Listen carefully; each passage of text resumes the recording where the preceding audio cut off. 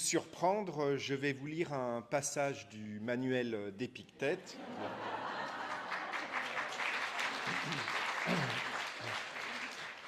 La traduction est de Montcru. Examine les désagréments de toute activité.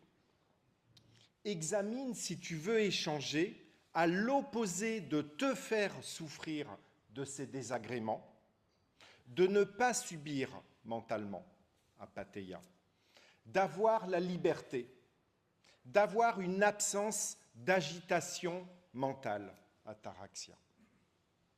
Sinon, ne t'amène pas vers cette activité.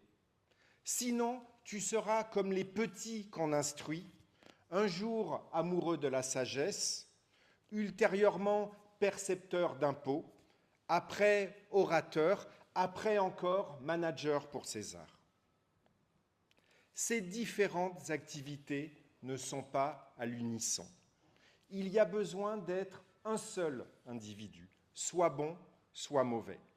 Il y a besoin d'actionner pleinement soit ton centre de commandement mental de toi-même, hégémonikon, soit les choses extérieures, ektos. Il y a besoin d'aimer l'art des choses soit relatives à l'intérieur, soit relatives à l'extérieur. C'est-à-dire soit de maintenir le rang d'un amoureux de la sagesse, philosophos, soit celui d'une personne inéduquée, idiotes. Ce message d'Épictète, il y a 1900 ans, parle de vous aujourd'hui. En connaissance de cause, vous avez accepté et assumé les contraintes de cette formation. Face au challenge, vous avez tenu bon, vous avez maintenu le cap. Et vous avez mieux compris que face aux difficultés, nous ne sommes pas obligés de décider de nous dire à nous-mêmes que nous devons en souffrir. Nous ne sommes pas obligés de décider de nous dire à nous-mêmes que nous ne pouvons qu'en souffrir. Nous avons ce pouvoir d'unamis, nous avons cette liberté.